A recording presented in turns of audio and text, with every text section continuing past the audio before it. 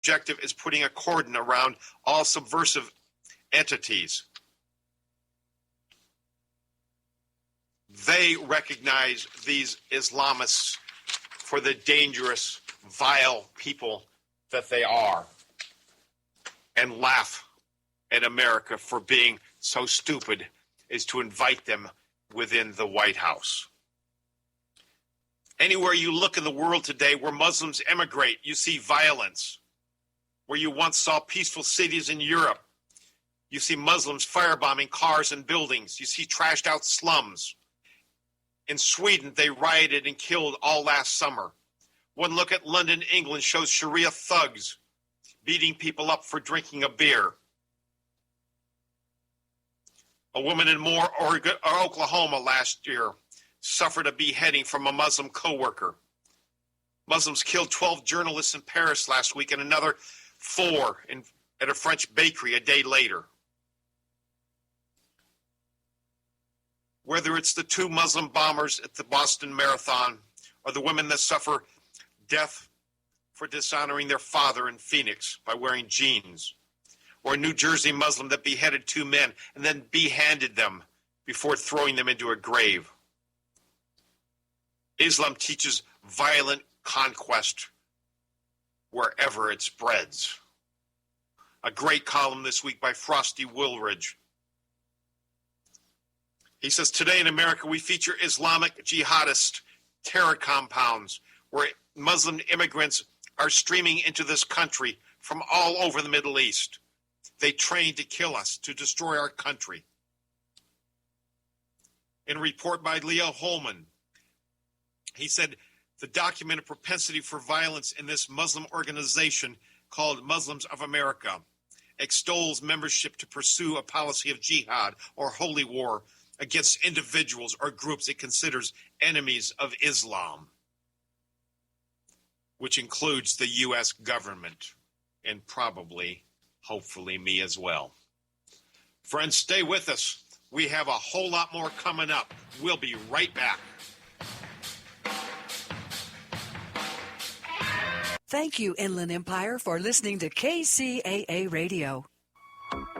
Tom O'Halloran, holding the line against tyranny from Washington, D.C. I am America. One voice, united we stand. I am America. One hope to heal our land. There is still work that must be done.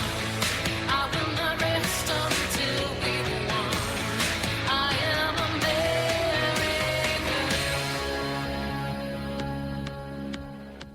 Welcome back. This is Jihad-On-America, and I am your host, Tom O'Halloran.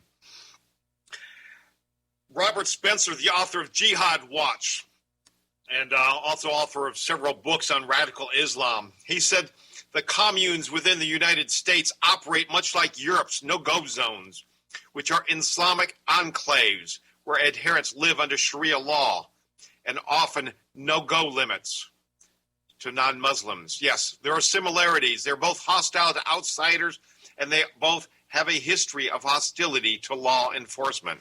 And there's been evidence that the police are hesitant to go into these communities as they are in Europe. In today's Middle East changing lexicon, restraint means suicide. Terrorists have become militants or even activists. Self-defense equates to a war crime. Democracy is apartheid. Israelis and Jews have become Nazis. Warning civilians to get out of harm's way has become a genocide. Nigeria enslaves, China oppresses, Pakistan rapes, Iraq slaughters, North Korea starves, Iraq nuclearizes, and Syria massacres, while Venezuela plunders and Afghanistan tortures. Sudan annihilates and ISIS beheads. But guess what? All those countries feed legal immigrants into America without pause. Congress continues shoveling Muslims into America at breakneck speed. Someone in Congress thinks Muslims who follow a barbaric warlord from the 6th century automatically become moderate Muslims who peacefully assimilate. They don't assimilate into America at all. They don't enjoy the free speech, the freedom of religion. And yet the American people watch in their own country the beheadings, the female genital mutilation, the honor killings, the 2,200 mosques known as territorial markers spreading like wildfire across the American landscape, the Fort Hood killings, the Boston Marathon bombers, the Times Square bomber, and the mall brawls without whispering a word. They're afraid to speak up. You might think that Obama would engage Article 4, Section 4 of the U.S. Constitution to destroy such camps and deport every last one of the terrorists. But in audacity of hope, Obama wrote, "I will stand with the Muslims should the political wind shift in an ugly direction." That means Barack Hussein Obama stands against all Americans and against our U.S. Constitution. The Quran stands against freedom, against women's rights, free speech, choice of religion, and choice of marriage. The Quran advocates killing gay people, women and children who disobey its dictates. Obama stands against everything and anything pertaining to being an American. And at some point, 5 to 10 years down the road, as millions of immigrant Muslims land on our shores, we guarantee Islamic terrorism to visit our cities and our way of life. They will sniper us, they will blow up our buildings, overtake our schools, and completely disrupt and degrade our country. And the worst thing about it, we sat on our butts, said nothing, and did nothing, and watched it happen to Paris.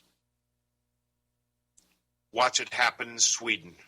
Watched it happen in Spain. Watched it happen in Norway. Watched it happen in the UK, and still did nothing. Wake up, America. This is our wake-up call. Look across the Atlantic.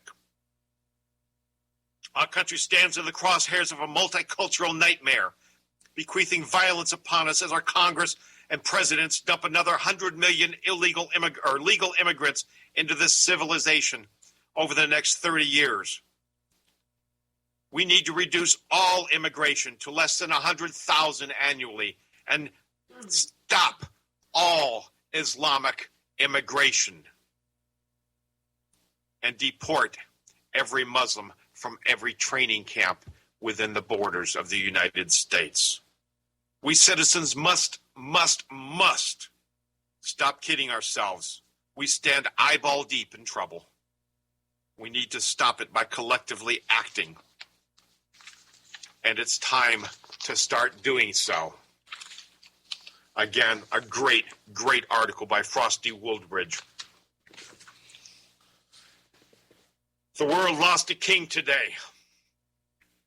Praise God. I don't remember ever cheering a man's death. But the death of King Abdullah of Saudi Arabia is a very, very good thing. The American Islamic Forum for Democracy, a group of Muslims, reported today that as the head of a tyrannical, murderous, and notoriously repressive government, King Abdullah is responsible for the execution of dissidents, the torture of minorities, and the exportation of the most malignant strain of politicized, radicalized Islam the world has ever known. Saudi Arabia, under the king, has remained the country where the bloggers are sentenced to potentially fatal lashings, where writers are jailed for tweets, dissidents and witches are beheaded, where the monarchy itself participates in child marriage and religious establishment calls Jews apes and pigs.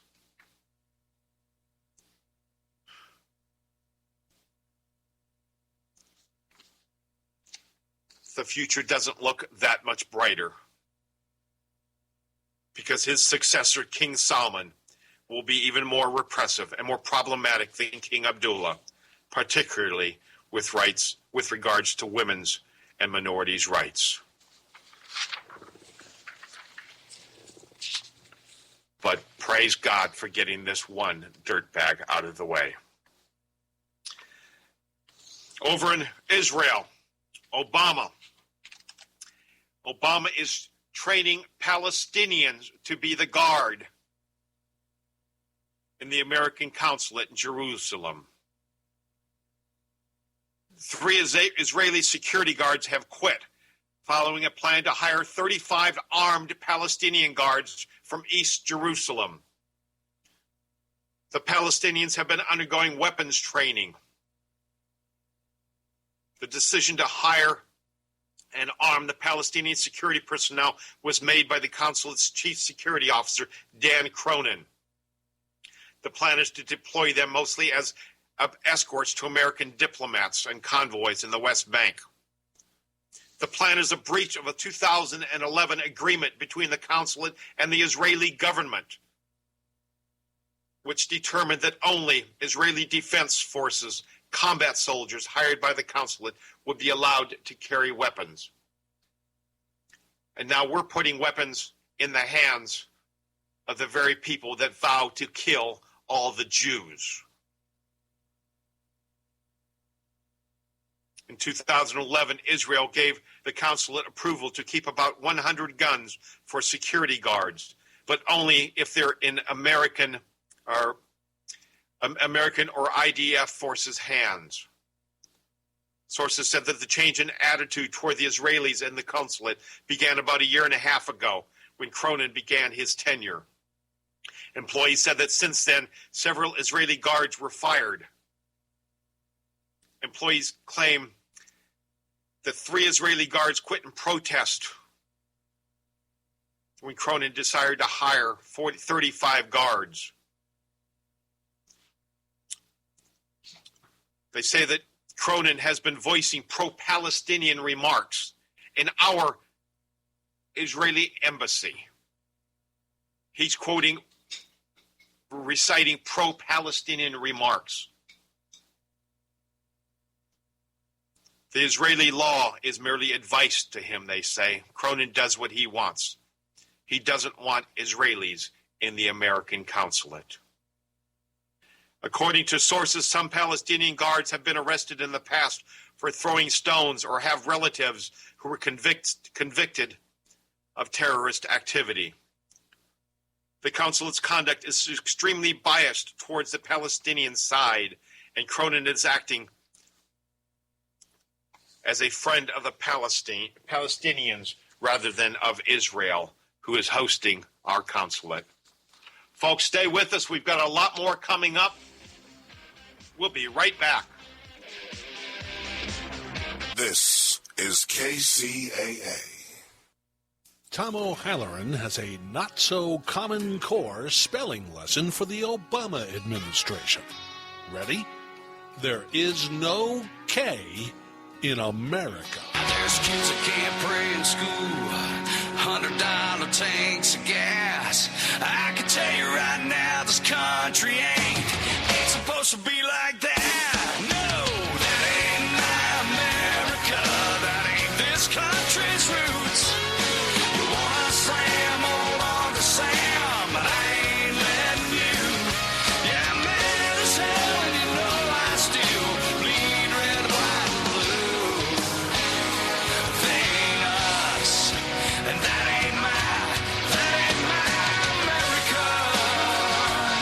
Oh no, that ain't my America. No, no, no, no.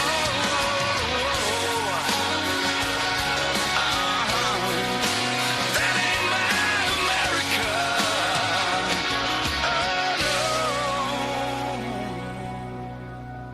Welcome back. This is the fastest hour in radio. This is Jihad-On-America, and I'm your host, Tom O'Halloran. I do appreciate you tuning in tonight, folks.